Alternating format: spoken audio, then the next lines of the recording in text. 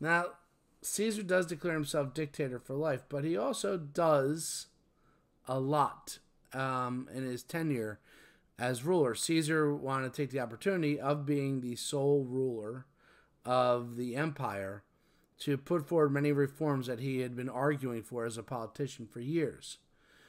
He grants citizenship to conquered peoples, that if they serve in the Roman army, that they can become a Roman citizen. That's a big deal. Throughout the empire, if you were a Roman citizen, you had a lot more rights. If you could say that expression, civis Romanus sum, I am a Roman citizen, that's a big deal. Caesar, the one who puts that into place. He puts forward a lot of building projects, infrastructure projects, in order to give the poor of Rome, especially, who had been forced into unemployment as the natural resources and food was mostly coming from outside the area of Rome. These people had no means of being able to provide for themselves anymore. So he puts them to work building roads, aqueducts, bridges. He confiscates land from the noble families, especially those who opposed him and sided with Ptolemy, and he gives it to his army. He gives it to the poor, to the plebeians.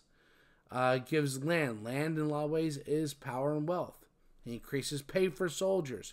He gives that the poorest people can get free food, can get grain, and be able to always have food.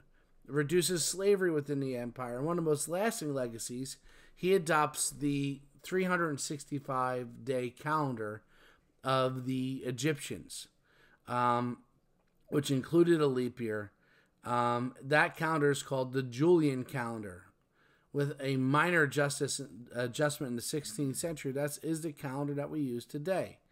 In fact, the month July, Julius, is named after him. How about that?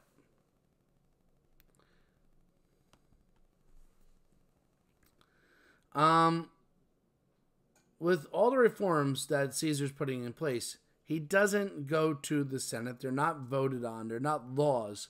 Caesar dictates that this is the way things are going to be from now on, which is the opposite of a republic, where you debate and argue and compromise, and that people are elected leaders. And if you don't like the job that they're doing, you can vote them out. If you have a dictator, all those things are gone. And the Senate feels that Caesar is becoming more and more of a monarch, a king. In fact, one of Caesar's most trusted advisors, Mark Antony, not the singer, Mark Antony tries to crown Caesar publicly.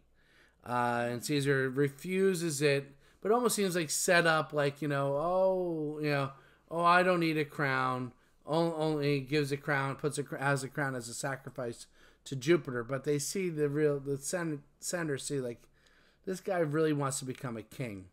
And a group of senators, one by the name of Cassius, who was a soldier, a general, and Brutus, who was in Pompey's army but was forgiven by Caesar and basically given all sorts of power and prestige.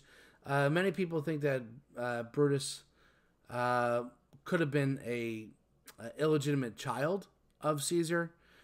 Caesar kind of saw him as someone he wanted to mentor to eventually lead after him. Well, not a good choice, because this guy Brutus sees Caesar as a threat to the Republic.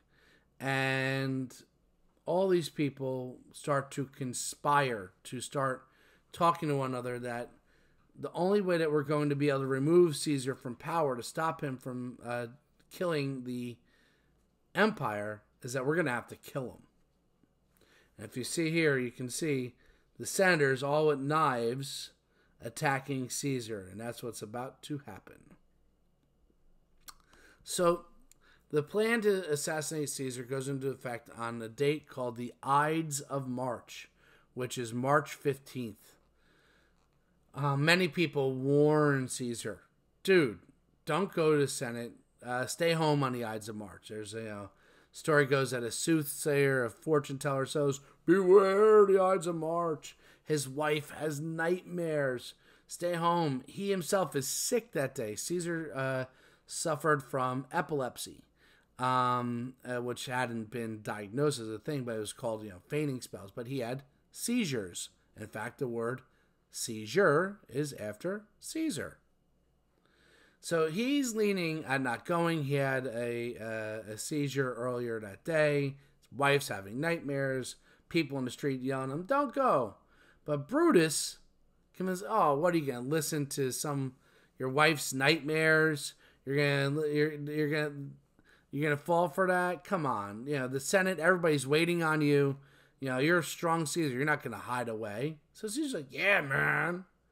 So he shows up at the Senate, and sure enough, he stabbed up to 22. I've seen in some accounts 35 times by a wide group of senators. Over 60 senators participate in the conspiracy, but it's 13 that participate in the actual killing. And Caesar is left bleeding, dying on the floor of the Senate, where they wanted it to be poetic. They wanted to kill what they saw as a dictator on the floor of the Senate to preserve and save the Senate. Caesar dies at the feet of the statue of Pompey, his former rival, the guy who stood up to him, in the hall that was built by Pompey. So once again, they had all sorts of significance to it. Now, Caesar, in his final words, is something that's been debated in history. William Shakespeare, in a famous play, which the photo that you see here is from the play, Julius Caesar, says, "Et tu, Brute," which is, "You too, Brutus." The fact that Brutus, the guy who he saw as like his mentor, his friend, all those things, was the one that he felt so betrayed by him. The other accounts say that Caesar's last words were, "You too, my son." So even more powerful, that, man, you are betraying me. But Caesar lays dead, and now we're going to see that this event will send Rome into a civil war, which we're going to explore in the next unit. So, my question for you is, one, why did a group of senators conspire to assassinate Caesar? And number two, do you think they were right or wrong for deciding to kill him? Defend your answer and explain it in the answers and comments below. Thanks for watching, guys. We will explore more tomorrow. Have a great day.